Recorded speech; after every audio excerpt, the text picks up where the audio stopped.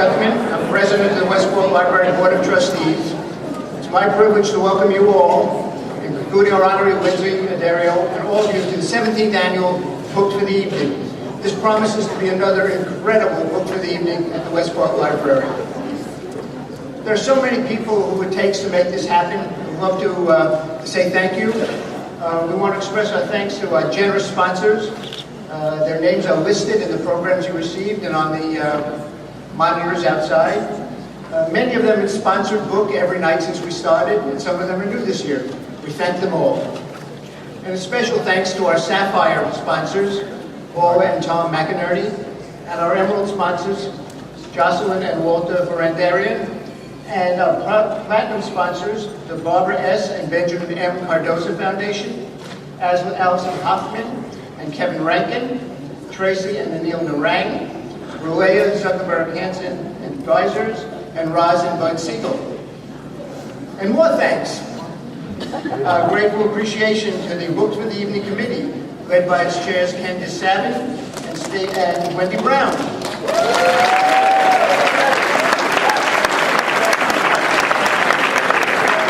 They and their committee members, Martha Ossen, Stacy Bass, Cindy Eigen, Diane Feldman, Julia Marks Genser, Lori Gertz, Ann Hardy, Lucy Johnson, Melissa Kane, Maggie Mudd, Tracy Narang, Trish Schwartz, and Diane Sembrot have spent many hours putting together this evening's great program.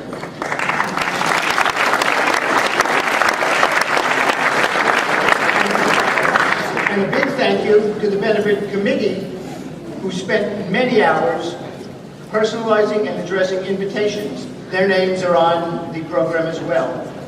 And a special thanks to the incredible library staff who magically changed the library into this wonderful theater tonight, and we'll have it back again for tomorrow's opening. But now, a very special thank you to Maxine Bleiweiss.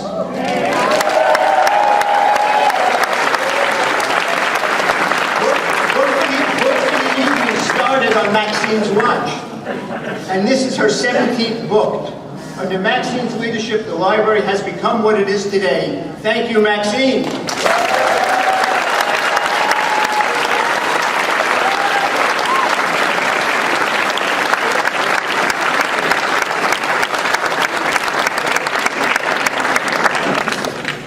This library, our library, is truly amazing. And you, the citizens of Westport, are the reason. You challenge us to have a library, the best library anywhere. You inspire us to be innovative and visionary. As a result, the library is unique in Westport. It's a community center, a resource for discovery, a refuge from the storm, a place to exchange and grow ideas and innovations, a source of abundant digital information, and a place, let's not forget, to sit and read. We present over 1,600 programs a year that challenge your intellectual curiosity, offer topics that are on the cutting edge of what's happening in the world today, whether it's new technology or a Pulitzer Prize-winning photojournalist. The Westport Library is our community's university. So given all that we do have, what is it that we don't have? We don't have a building that meets the needs of our 21st century patrons. We don't have a building that is flexible and supports our programming. A building that looks towards the future. But we do have plans to transform this building into that building. The plans incorporate what you've been telling us you want in a library. A large, flexible auditorium that holds 300 people and has great sightlines. A dozen small meeting rooms rather than the 3 we currently have. A large indoor cafe and additional outdoor seating for you to meet your friends. A building with large windows that maximizes this fantastic location by opening up to the river and Jessup Green. Spaces to be in when you want to enjoy the activity in the library, spaces to be in when you want quiet. A library that secures its place as the downtown anchor and significantly supports the town's economic environment. And yes, there will be books. Lots of books. This is an exciting project that will have as great an effect on Westport as the purchase of Longshore had over 50 years ago. We invite you to be part of this excitement, to come in, see the plans, Become invested in the project and tell all your friends to join you in imagining the infinite possibilities. Thank you.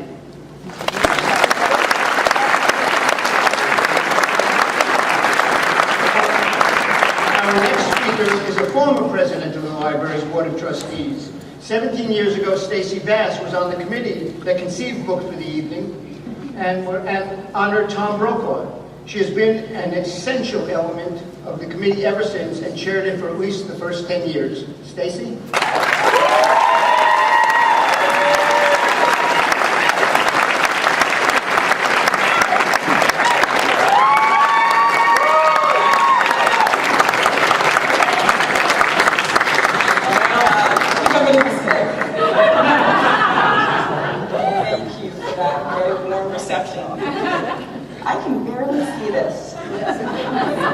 Thank you, Mike. Oh my gosh, I'm so happy it's dark because I really can't see your faces, and that's calming me a little bit.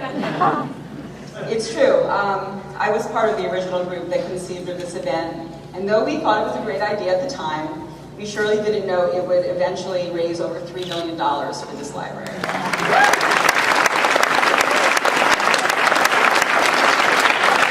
I want to start by thanking the members of that original committee, Maxine and I, Hetty Lieberman, who I don't think is here tonight, unfortunately, David Rubenstein, and Faith Taylor. Faith, are you here? Thank you to you all and to everyone who has volunteered since to make this an incredible evening. In the past 16 years, as many of you know, we've honored some extraordinary people.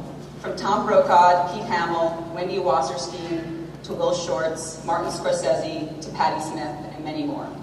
Amazing people at the very pinnacle of their fields, and in this way, tonight is really no different. Lynsey Addario is a world-class journalist, a gifted photographer, and a riveting visual artist. And as you will soon see, she's also brilliant, articulate, engaging, warm, and very kind. There's no question that she perfectly embodies the spirit of the Westport Public Library Award to honor someone whose work has nurtured a love of learning and enhanced our understanding of the world. But what makes this year unique is that Lynsey is one of our own. Oh boy.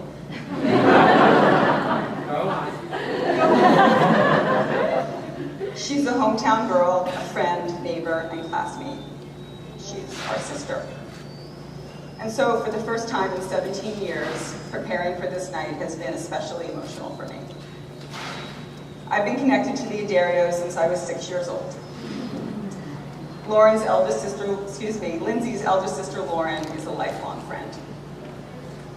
Though I can't claim to remember the exact day that Lynsey came home from the hospital, Lauren reminded me last night that she brought me upstairs to see her in her nursery. And she was so proud of her newest little sister. I can tell you that the spirit, energy, and volume of the Addario household is unlike any other. The Addarios, as many of you know, are the very best kind of people. It's hard. And their home was a magnet to so many of us.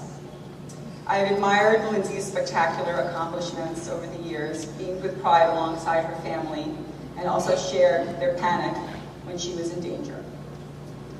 I wept through the better part of her memoir, so moved by her focus, passion, and bravery, but also by her fear. It's incredibly affecting to look out today to this audience and see both old friends and new here to honor our Lynsey. Many of the people who brought this program together for you tonight are also Westport's own. Even one of tonight's co-chairs, the wonderful Wendy Sheldon Brown, Staples class of '83. And it's my pleasure to introduce to you Cynthia Gibb, Staples class of '81. Is that correct, Cynthia? Cynthia, who grew up in Westport as well and has been a professional actress and singer for the last 35 years. Tonight she will be reading excerpts from Lynsey's book. The music tonight that you, I'm sure, heard for the last half an hour or so is provided by guitarist Eli Koskoff, the son of my Staples class of '84.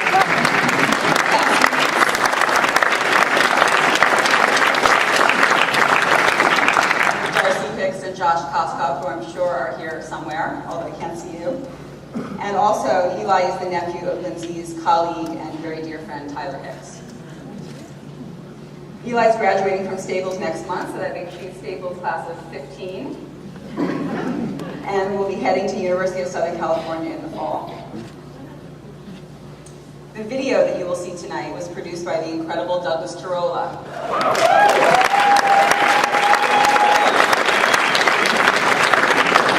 Staples class of 84. You seeing a trend here? Douglas is the president of Fourth Row Films, and I encourage you to look at his bio in the program as well. Our director and scriptwriter tonight is Chad Kinsman. Chad is the artistic and management coordinator at the Westport Country Playhouse. And he did not go to Staples High School, although he probably wishes now he did. He has been instrumental in pulling this program together. So, this is not only a great day for our library, but it's a great day for Westport. To everyone here, welcome or welcome back. And to Lauren, Lisa, Leslie, and Lynsey, welcome home.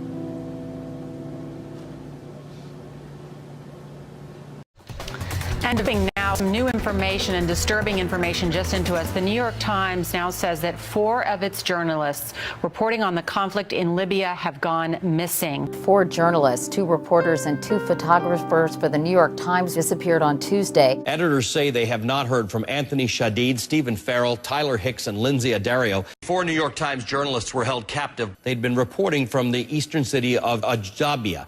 The Times executive editor says the paper has been in contact with the Libyan government, and they were assured that the 4 would be released promptly if they had been captured. Libyan authorities said the group was captured in eastern Libya last week by forces loyal to Colonel Gaddafi. The message I would give is that they were reporting the conflict there, then unbiased. They were covering hospitals, the front line, everything, and obviously, you know, it's tough. It's tough to now, you know, to sit here and not know, you know, what has happened. The journalist seen here flanking the Turkish ambassador in Tripoli had been held captive in Libya for nearly a week.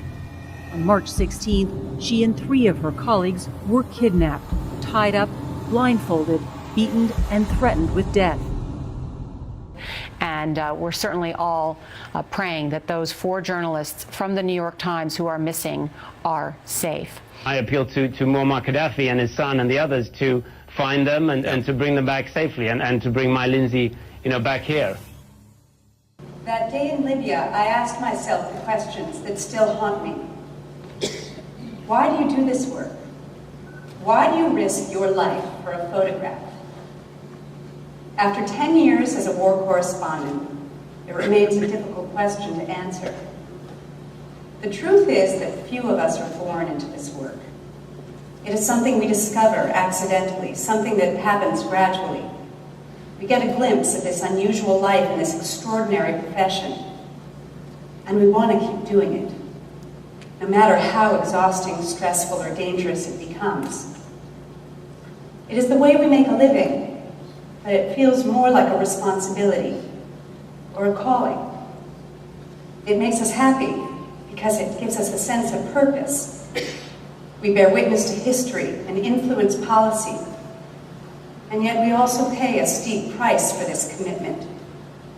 When a journalist gets killed in a firefight, or steps on a landmine and loses his legs, or tears his friends and family apart by getting kidnapped, I ask myself why I chose life.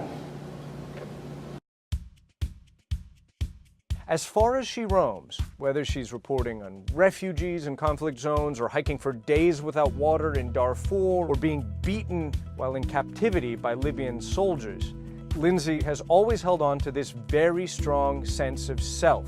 Her roots, her home, her family, these are all proud parts of her identity.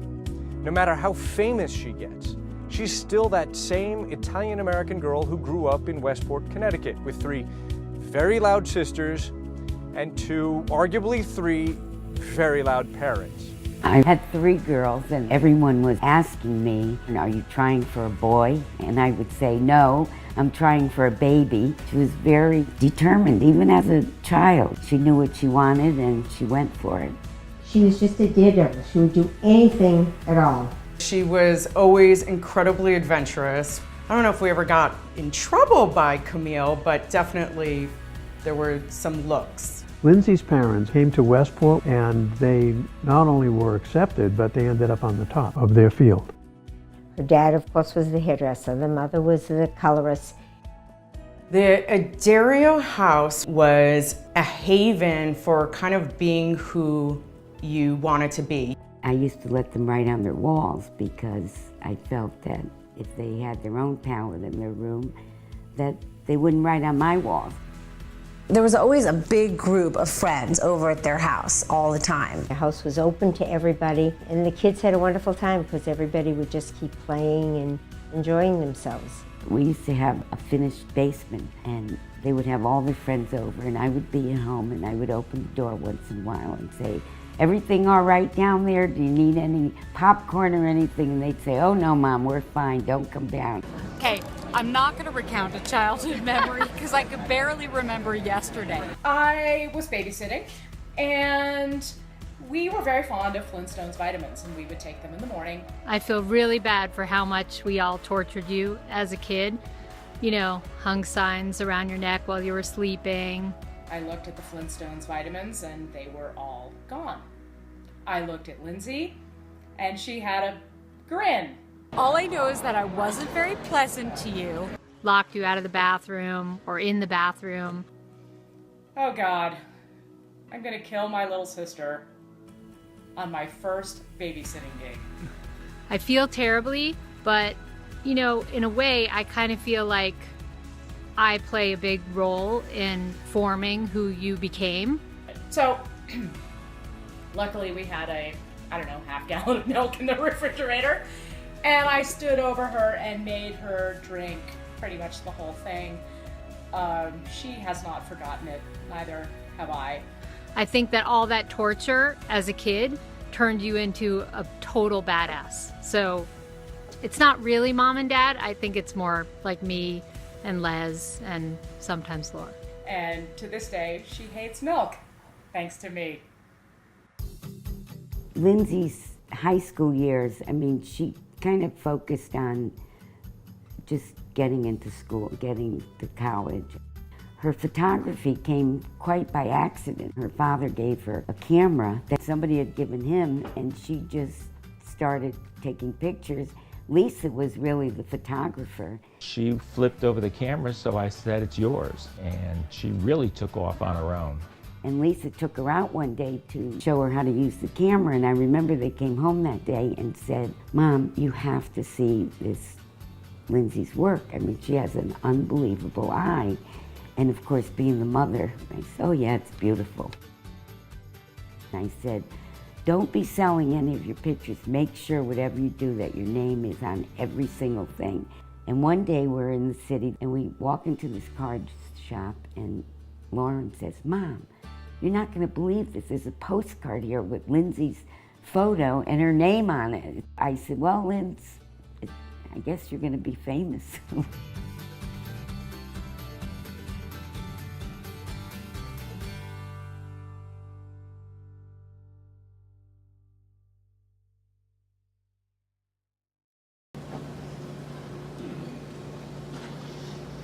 Pakistan, 2001. By the time I arrived in the hostile Pakistani city of Peshawar, dozens of journalists had already checked into its few hotels. It was September 21st. Peshawar was a dusty, ominous border town, 35 miles from the border with Afghanistan. It was the type of place where everyone constantly looked over his shoulder. It was in Peshawar that I got my big break, freelancing or being put on rotation for the New York Times. It was my proximity to the action that got me the job. Those initial hours of a breaking news story were crucial for a freelance photographer. You had to be in the right place and available by phone or email at that moment. You had to say yes. I got up before dawn. I went to bed at midnight. I worked every waking hour so that I could be at the right place at the right time. I was starting to get photographic material and access I wasn't seeing in other publications, and decided to pitch my first story to the New York Times Magazine, which was entirely separate from the newspaper with a different set of editors. They accepted. It was another milestone for me, my first publication in a magazine, and one of the publications most renowned for powerful documentary spreads. Ladies and gentlemen, New York Times Magazine Director of Photography, Kathy Ryan.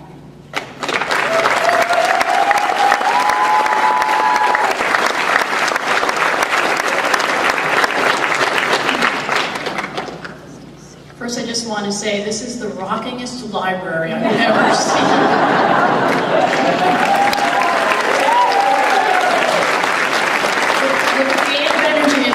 Is incredible.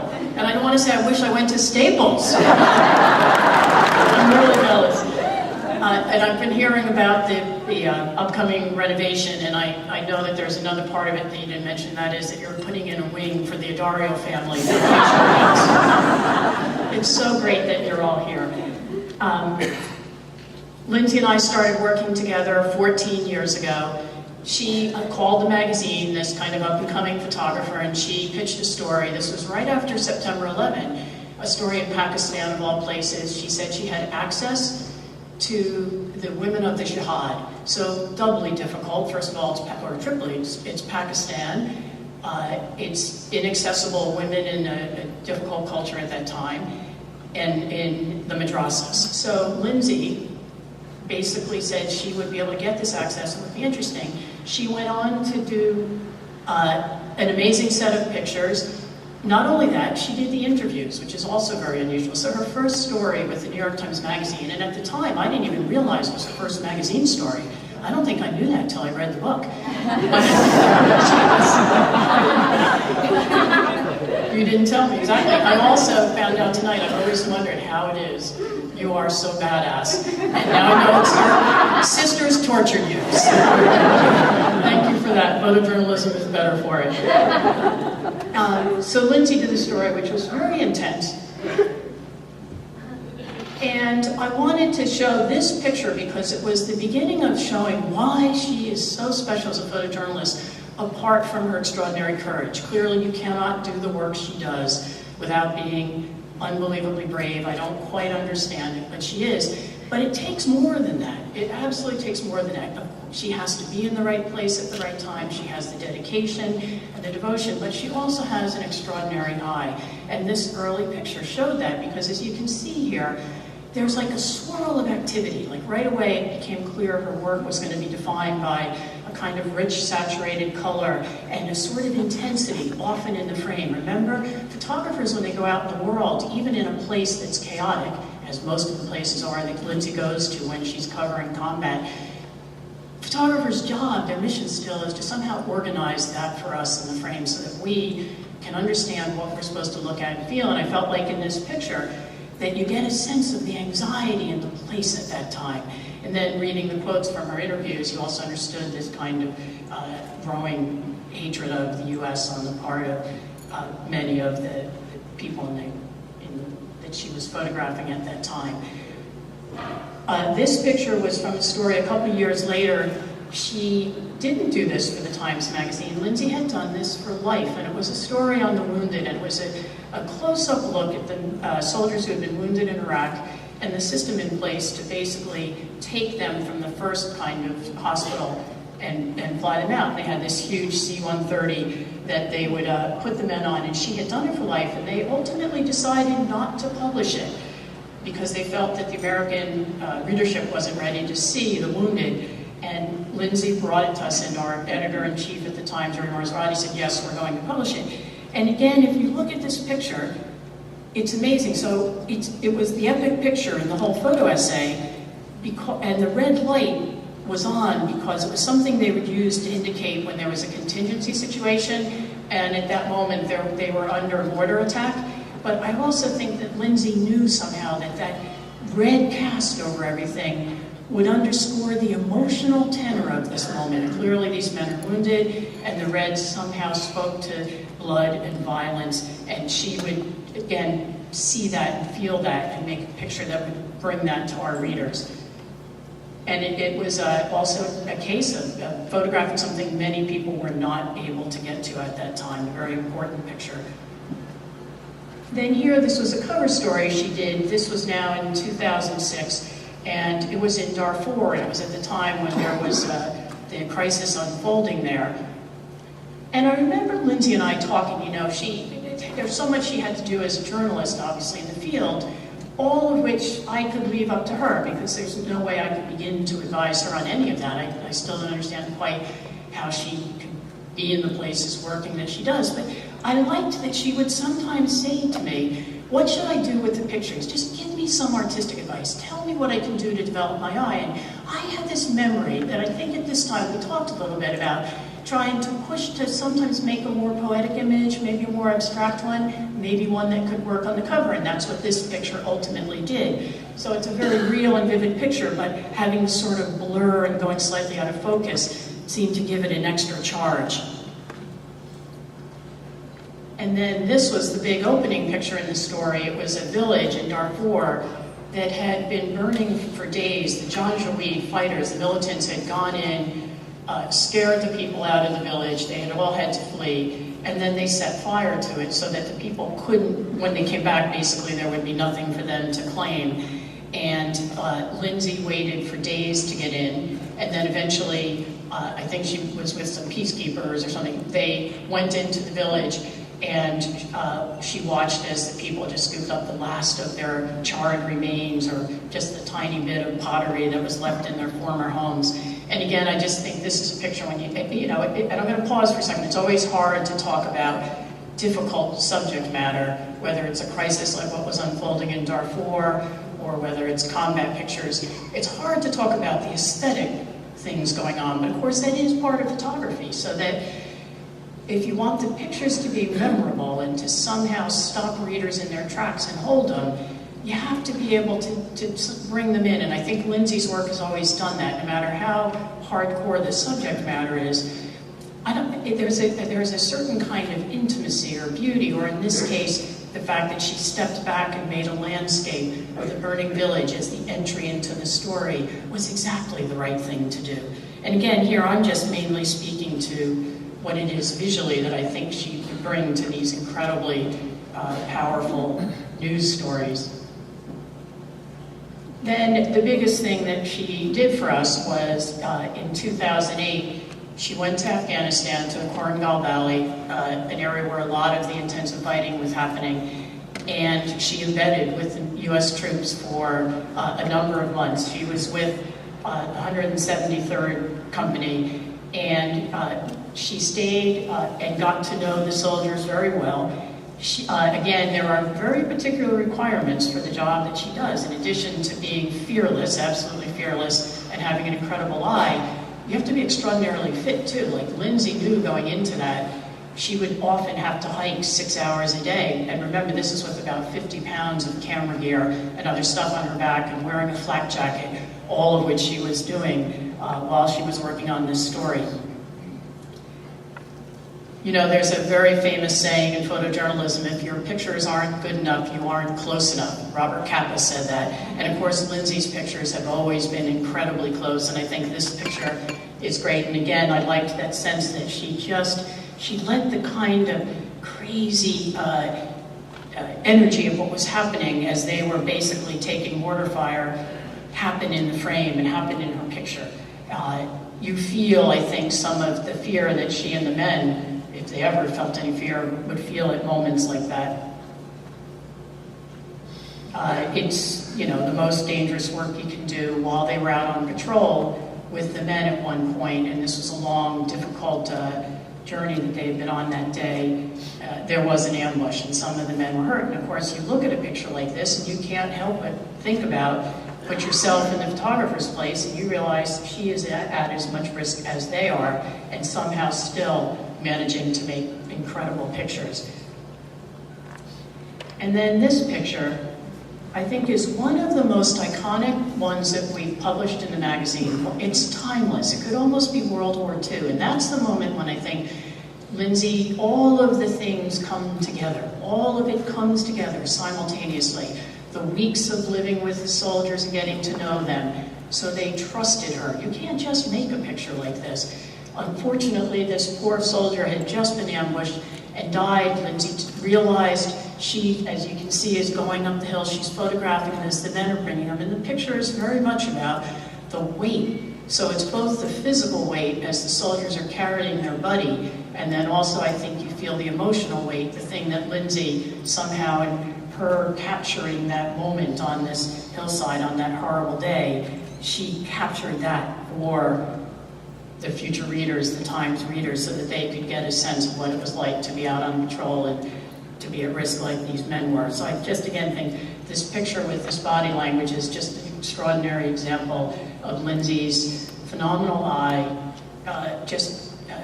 fierce control and focus under the most difficult of circumstances. Again, very, very unusual. And that's the last picture I'm going to show tonight. And I just wanted to end on a different note as I'm talking about Lynsey. And again, we talk so much about how fearless she is. I did once see her terrified. When she came to New York a couple years ago and she said, I have to tell you something. I'm pregnant. She said, I haven't told many people. She was obviously having trouble getting used to the idea of being a combat photographer, and somehow now she was pregnant. I think she was a little bit worried how people would react, that somehow they might think less of her. And I said, well, let me have a baby shower for you. She looked horrified. And she said, okay, that would be great. She said, I'll tell you what, I'll give you an email list of the people to invite, all of my friends, and when they get the email from you, then they'll know I'm pregnant. I'm like, whoa, whoa, whoa. I said, Lynsey, that's not how it's done. You have to tell your dear friends that you're pregnant. They can't find out from the baby shower invitation. Anyway, I just wanted to say, Lynsey, I love you. You are just amazing. And it's so wonderful to see you honored here tonight.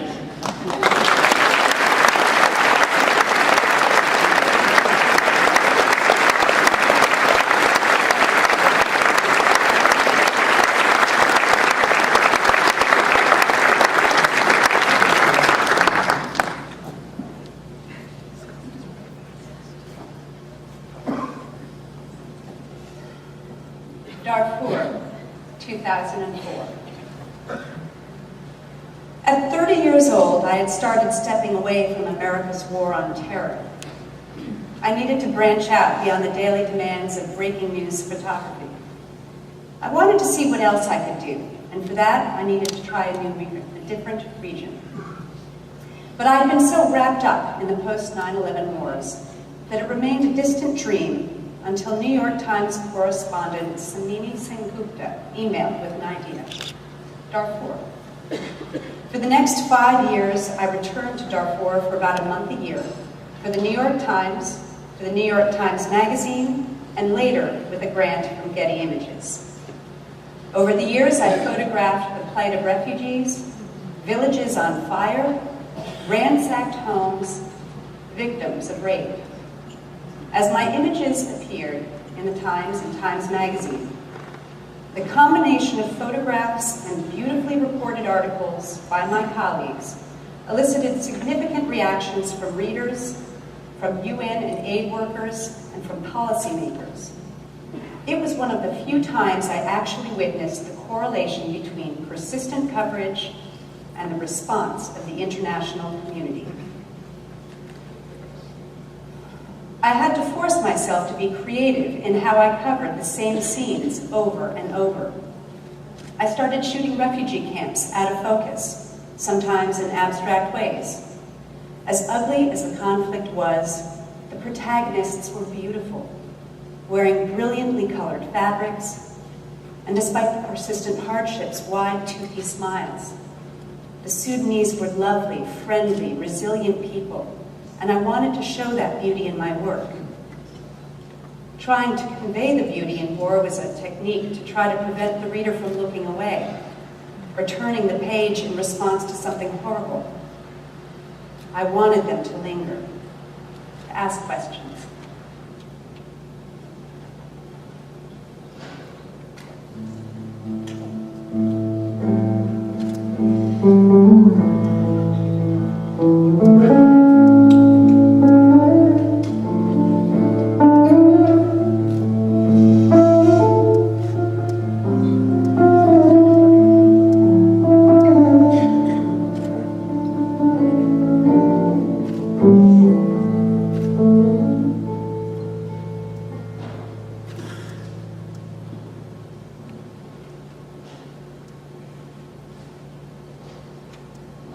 In 2008, I was given a grant by the Ellen Stone Bellick Institute for the Study of Gender in the Arts and Media at Columbia College, Chicago.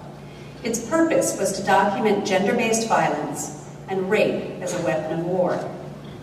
I spent 2 weeks traversing North and South Kivu in the Democratic Republic of Congo, interviewing and photographing women who were victims of sexual assault, surprised by how many women agreed to speak openly about their experiences. So many women are casualties of their birthplace. They had nothing when they were born, and they would have nothing when they died. They survived off the land and through their dedication to their families, their children. I interviewed dozens and dozens of African women who had endured more hardship and trauma than most Westerners even read about. And they plowed on. I openly cried during interviews, unable to process this violence and hatred toward women that I was witnessing.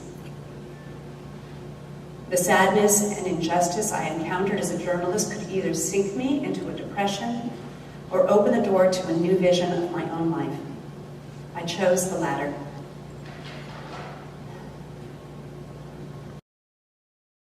I'm Andrea Mitchell, and I am a huge fan and admirer of Lynsey Addario. It's What I Do is such a spectacular book, and you are a role model. Congratulations on your honor. And to all of you at the Westport Library, I think this is a great night to have a real hero and a tremendous journalist with you.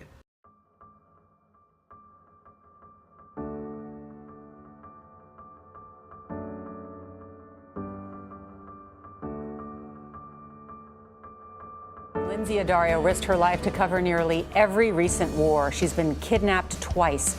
In her new book titled It's What I Do, Addario shares her journey covering chaos and suffering and finding love in the middle of it all.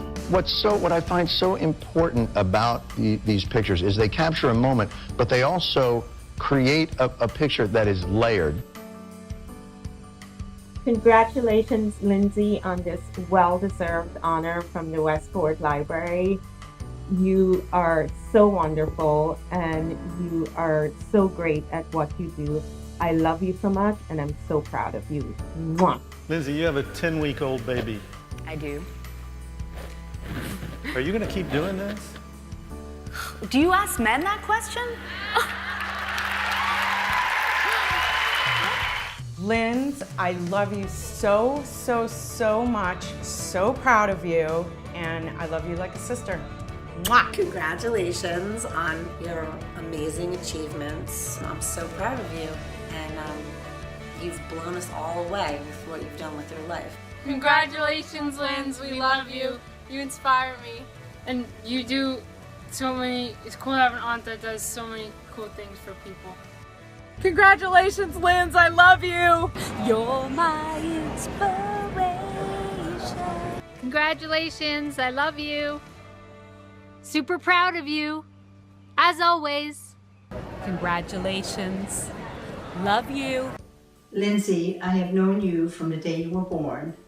Who would have thought that this little girl would grow up to be what you are today, fearless in what you do and beautiful. Congratulations. Love, Marie, Marshall, Tara, and Josh. You will always be a little girl to me. Well, I've said this to you before, Linz, and I'm going to say it again. I know everybody's saying it, but there's no truer words. We are all so proud of you. I'm just a messenger, basically. I mean, I look at myself as I choose stories, I research stories, I spend a lot of time deciding where to go, and I go to a certain place, and I try and just tell the most objective story I can, get access to as many different sides of the story I can, and the most important part is to get it published, because if a story isn't seen, it doesn't mean anything. So for me, I've been very lucky to have the New York Times, National Geographic, Time, and Newsweek, very big publications publish my work, but without them, I couldn't do anything, because it really wouldn't make a difference in society at all if no one saw it. But the people most responsible probably for my work are my translators and drivers and people in the field who help me get access to the people in their countries. Congratulations, Lynsey. You are amazing. You have a lot to be proud of, and we look forward to what's going to happen in the future. This is your grandmother. I was born in 1913, 102 years ago. Never realizing what my life would be, but thank God for everything. At the time when you were a child, I always thought of you, while you had your own way to do what you thought was right. I love and pray for you every day, to God watch over you. Love you, your grandmother. Lynsey, I can't tell you how proud I am of you and all that you've accomplished. I love you. Lynsey, I'm so proud and so thrilled to have you in my life. Congratulations on all your success. I love you, and may you continue to be as successful and happy as you are. I would definitely say I'm still optimistic about humanity. It's pretty easy to get overwhelmed by everything we see in the news and all the killing and death, but war has been around since the beginning of time. I mean, we've always been at war. If anything, I've taken with me the optimism that I see in people in those war zones. And I think it's very important to do that and to listen to them and to look at them. If they live 24 hours a day under bombardment and they still have hope that one day the war will end, how can I, as an outsider, say, you know what, we're never going to have peace? You know, I just don't think it's fair. That's not my job. My job is to take that optimism and bring it out there.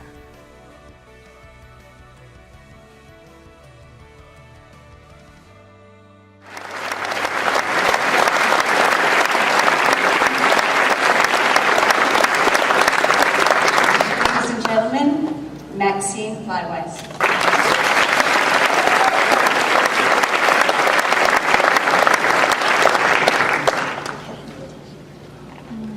Hi, everyone. Does anyone else besides me in the room feel like a slacker? Bravo to our presenters, to our organizers, to my amazing staff, and to all of you for being here this evening. I'm Maxine Blyweiss, the executive director of this place that you've all brought to new heights, to new standards, to new aspirations. And isn't it wonderful that you're in the library on a Saturday night with people you know in your community learning? Well, guess what? In 1908, in the Westport Library across the street, it was open on Saturday night. And there was a space for 300 people to gather to learn. And the rest of the library didn't have to be closed during it. It was amazing. So now we're ready to go back to the future with an innovative design, with over 100 initial backers, and with a sound business plan.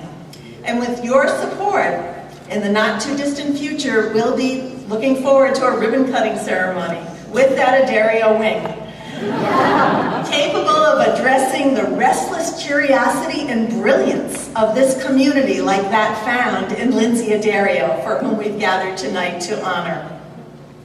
Lynsey grew up coming to the Westport Library. She may not realize it, but her current work upholds the library's mission of providing access to information for all. Think about it. Journalists and librarians are very much on the same page. Sharing the principle, you have the right to know. Lynsey's photos present dimensions we should try to understand. Her photos entreat us not to turn away, not to be indifferent. After all, whom do we find ourselves caring about? It's the people we see, or the people we see through a photographer's lens. As we've seen and heard tonight, it wasn't just that early beginning at places like Westport Pizzeria and the Westport Library that shaped her, but an entire community of loving family and friends.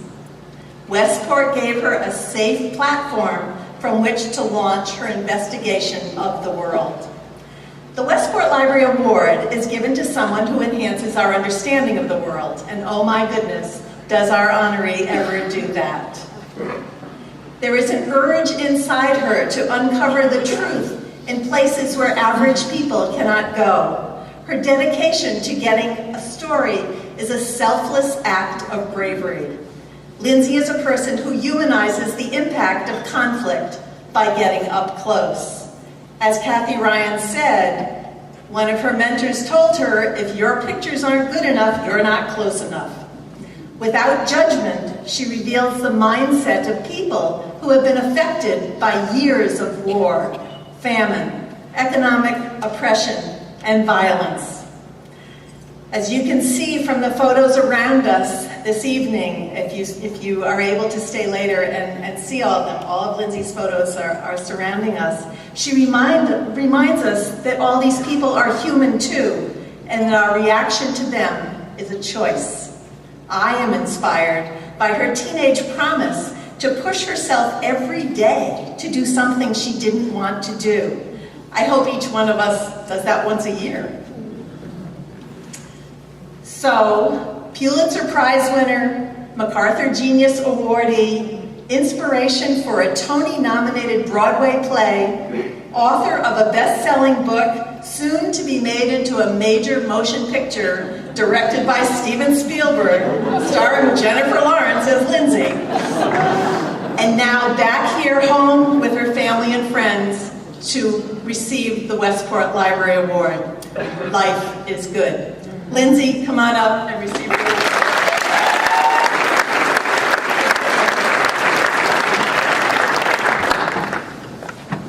Wow. I forgot Kleenex. It's a big problem.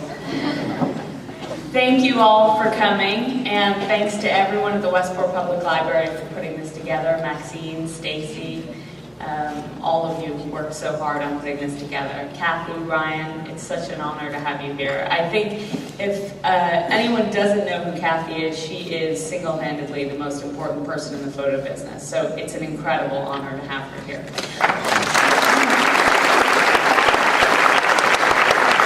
My 102-year-old grandmother is here.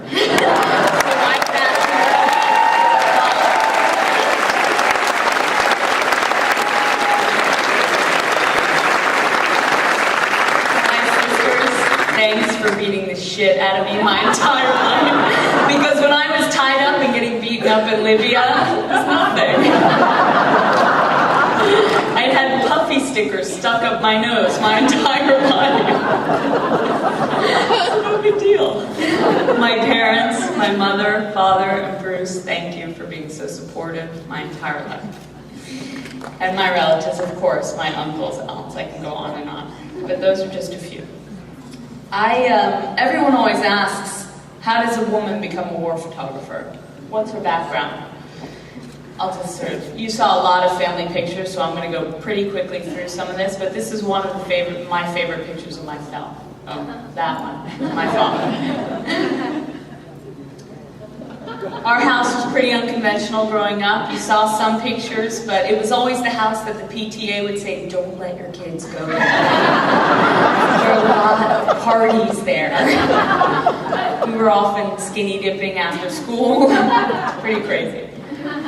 This was a typical Saturday. My parents were hairdressers. Every Saturday, it was sort of anything went on. But this is actually very important for my career because I was taught to never be judgmental and to respect people for who they are. And for me, it was so empowering. And it was such a big part of becoming a journalist because I think that people don't understand as a journalist, one of the main qualities you need is to be non-judgmental and to accept people for who they are.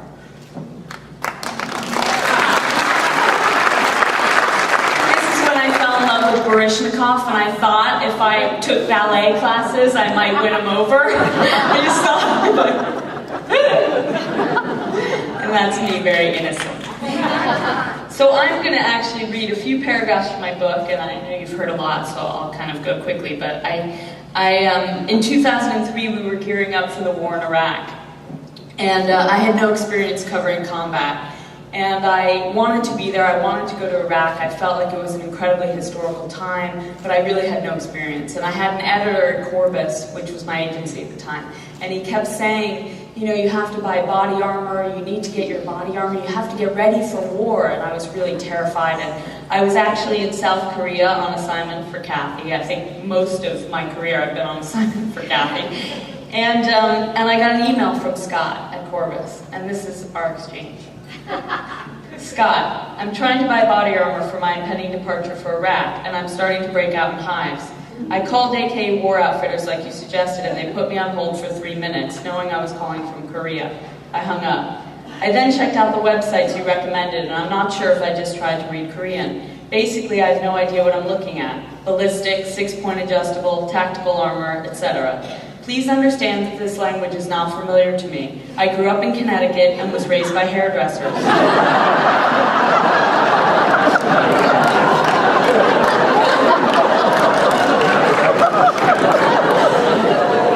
Would it be possible for you to call Second Chance in the States and explain to them that I am a photographer, I'm going to either Baghdad with the US troops or into northern Iraq with God knows which terrorists and tribal leaders, and I'm not as worried about bullets as I am about shrapnel. I don't want anything too heavy, though I guess that would mean ceramic plates. And I don't want to spend $1 million, so my life may be worth a fraction of that one day. And these are my measurements. I'm sorry if this is too much information for you, but I photographed for 13 hours today. It's 1:30 in the morning, and I just want to get this planning over with. I'm 5'1". I have no idea what the circumference of my head is for helmet size, and I certainly have never measured the distance between my nipples. I would go downstairs and ask someone at the hotel for a measuring tape, but I don't think the people at reception would send me anything to measure my head at 1:30 in the morning, because it would take them about 3 hours with a Korean English dictionary to figure out what the hell I'm asking for. And I would surely jump out the window before going through that process right now. So let's just say I have a medium head. As for the vest, my waist is 29 inches, my chest is 34, and I have big boobs. That was how I got my first body armor. In 1996, I moved to Argentina, and I was determined to be a photographer. I had absolutely no experience.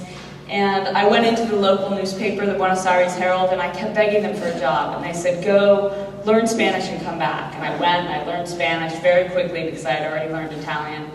And I went back, and they said, you know, they would send me on sort of fake assignments. Go take a picture of this building outside of town. I would always come back with a picture. But I really didn't know anything about photography. So they said, look, Madonna is filming Evita at the Casa Rosada. If you can talk your way onto the set, we don't have any press passes. If you can get on the set and get a picture of the set, we will give you a job. I said, okay. So I go to the set, and I go to the perimeter, and it's completely roped off. And I went to the bouncer, and he was from New York, and I was like, hey, can I come in? And he was like, no, where's your press pass? And I said, I don't have a press pass, but let me explain to you. I'm going to be really famous one day if you let me in. My whole career depends on you. And he said, all right, go. He was like, you're so pathetic. I'm just going to And I didn't even think about the fact that I had one tiny Nikon FG camera with a 50mm lens. And so I go on, and I'm literally miles away from the scene. So I raise my camera, and I see nothing in the viewfinder. And I just sort of stood there on the press riser, completely depressed. And this guy taps me on the shoulder, and he goes, hey kid, give me your camera back. And I knew so little about photography that I didn't even realize my camera back would fit on his lens. A big, giant Hubble telescope of like a 600mm. So he takes my camera and puts it on. I look through the viewfinder, and this is what I see, the Madonna picture, and I just start squealing because Madonna was on that balcony. It still looks far, but for me this was very close. And I just started squealing, and I went, and I ran back to the newsroom, and I got a job. So that was my first job. I'll just show you a few pictures and tell a few stories, and then I'll let you guys go drink some wine. In 2009, I was working on a very big story on women in Afghanistan for National Geographic. And one of the issues I wanted to include was maternal mortality and why so many women die in childbirth in Afghanistan. It's one of the countries with the highest rates of women dying in childbirth, and that is largely due to the fact that there are very few roads in the country. So a woman who is in labor often has to walk or get on the back of a donkey for about 12 hours. And so it's extremely difficult, and many women end up dying. So I was coming back from spending time at these very remote clinics and hospitals, and I saw these two women on the side of the mountain. And anyone who's worked extensively in Afghanistan knows that it's very rare to see women without a man, because most women, or almost all women, are accompanied by a man. So I saw these women, and I turned to my translator, Dr. Ziba, and I said, something's probably wrong, no? And she said, yeah. So we stopped the car, we ran out, and we ran up to the women, and we said, what's going on? Why are you here? And it turned out the woman on the right, Noor Nisa, was in labor, and her water had just broken. And her husband's first wife had died in childbirth, and he was so determined not to lose his second wife that he rented a car. And to rent a car for a man from a village in Afghanistan takes a lot of money. So he rented a car, and that car had broken down. So I said, well, just get in my car, I'll take you to the hospital. And they said, no, we need permission from the husband. So I looked at Ziba, and I said, Ziba, go find the husband. And there was one road that went through the whole province, so she found him very quickly, actually. And the whole family piled in my car, and we took them to the hospital, which was still about a 2-hour drive away. And she delivered safely. And everyone always asks if I continued to photograph her at the hospital, and I did not, because I felt like I really changed the story with my presence, that perhaps she never would have made it to the hospital. So I took about 5 frames of this entire shoot, and this is one of them. In 2008, it was right after the Korangal Valley story that Kathy talked about, and I was assigned to go directly on the other side of the valley to meet the Taliban in Pakistan. And this was also on assignment for Kathy. And it was with Dexter Filkins, who's a very well-known war correspondent. He was working for the New York Times and now works for the New Yorker. And Dexter has a great way of talking to everyone in the exact same tone of voice. And so he called me up in 2008. He goes, hey dude, I got the best story for us. I said, yeah, Dex. And he goes, it's on the Talibanization of Pakistan. And so my husband was sitting next to me, and he just looks at me and he goes, you're not going to meet the Taliban. And I just didn't say anything, because I often try not to say too much before I go, because I don't want anyone to get nervous. And so Dexter went ahead. He spent about a month in Peshawar trying to get access. And finally, he felt like it was imminent. So he called me up and he said, okay, fly into Peshawar. So I flew into Islamabad and went to Peshawar and met up with him, and we were supposed to go the following morning. And And that night before, Haji Namdar, who was the Taliban commander, called up and he said, "You are welcome to come visit us tomorrow, but the one thing you cannot do is bring a woman." So Dexter and I sort of looked at each other and we thought, what are we going to do? We have to, and Dexter's like, we're not separating. So Halim, who was our translator, who was liaising with Haji Namdar, he said, "I know. You are Mr. Dexter's wife, and no Taliban would ever leave his wife alone in a strange city, so he'll understand. You have to come. You're his wife." So I said, okay, we're husband and wife. So Dexter and I get dressed up, like in local clothing. We go to meet the Taliban. And when we get there, it was a very small room, and there were about 15 to 20 fighters in the room with their rockets propped against the wall and their Kalashnikovs and everything. And I was like the elephant in the room, obviously. It's not a common place for women, so I was fully veiled, and I'm sort of tripping over my clothes, and I sit down next to Dexter, and Dexter says, "Haji Namdar, thank you for letting my wife come." And my wife happens to have a camera. Do you mind if she takes a few pictures? So I start taking pictures, and I'm still shooting through a veil, and I'm dropping my lenses. I couldn't see anything, so finally I just open a tiny little slit for my eyes, and I'm trying to shoot, and about 15 minutes into it, everyone starts getting really fidgety.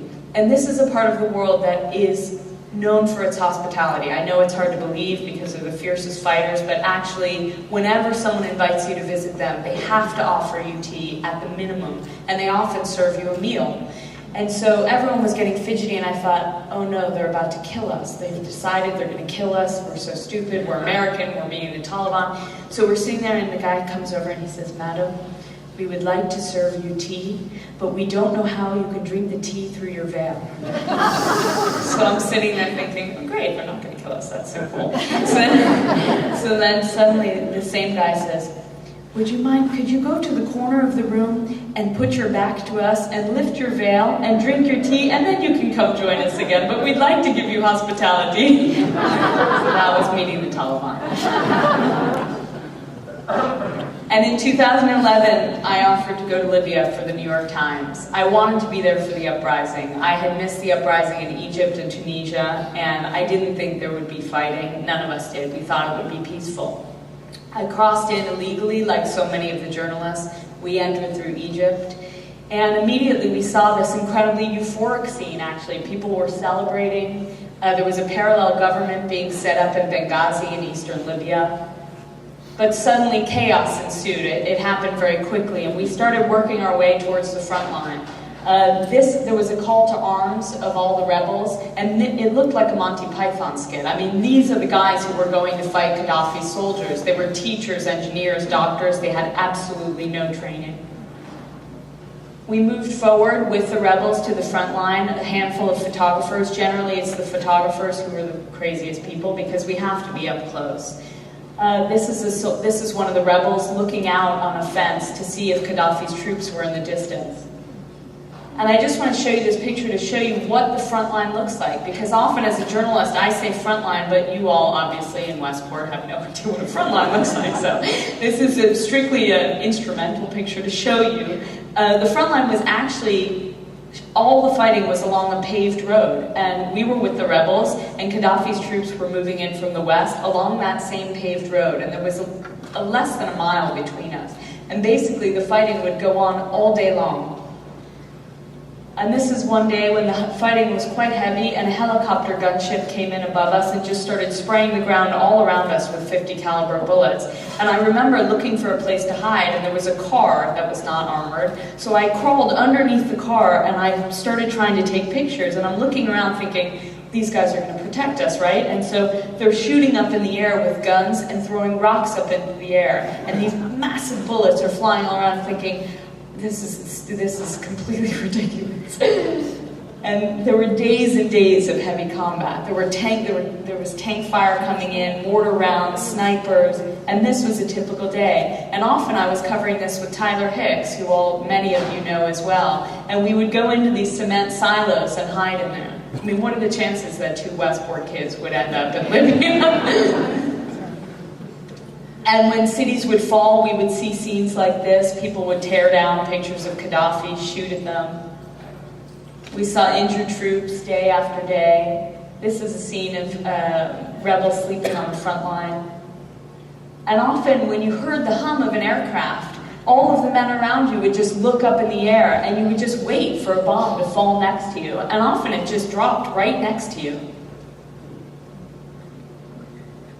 And so on March 15th, 2011, I was working with Tyler Hicks and Steve Farrell and Anthony Shadid.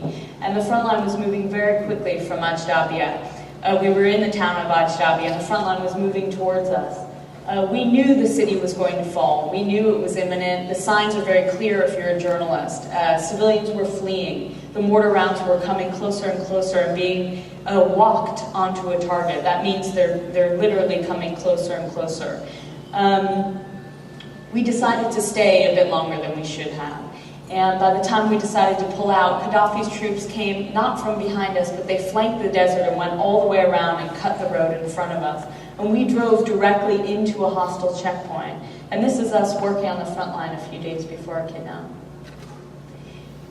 Our car was stopped. You have two choices as you approach a hostile checkpoint. You can either stop your car and say, we're journalists, please don't kill us, or you try and drive through it and you hope that they don't shoot you. Our driver panicked, he stopped the car, and if you see sort of on the left-hand side of the frame, that's where our car was stopped. And immediately in that moment, the rebels that we had been with started opening fire on that checkpoint, and we were caught directly in the middle of the crossfire. We were each pulled out of the car by Gaddafi's troops. The bullets were flying all around us.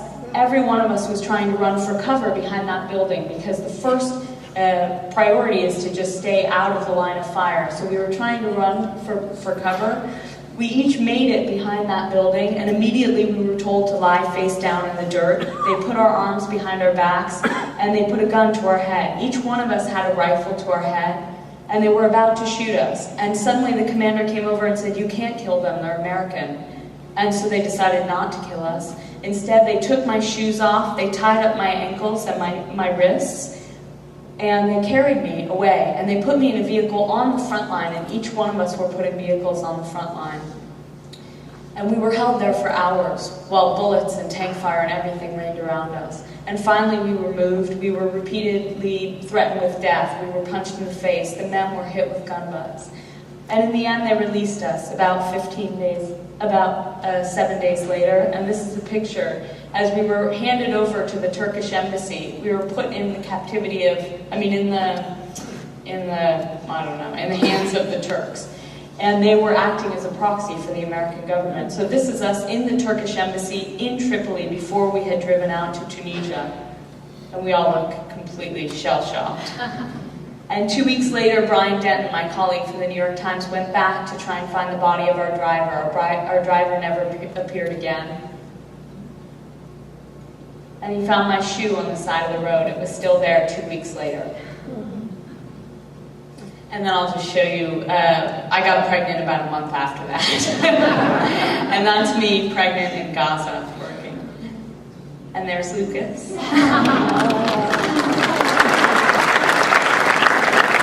There's me, my mom, and Lucas in Sicily. There's my dad and Bruce giving Lucas his first haircut. Me and Paul, my husband, who you saw in the video. There's me and Lucas.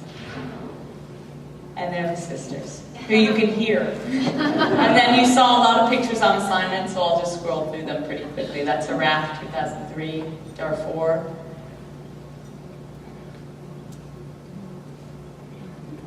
So from Westport, oh, that's me and Dex meeting the Taliban. That's what we dressed up. Iran, the Korangal Valley, southern Afghanistan, Korangal Valley. That's us with Anthony Shadid in Libya on the front line. Anthony died in Syria a few years ago. And that's it.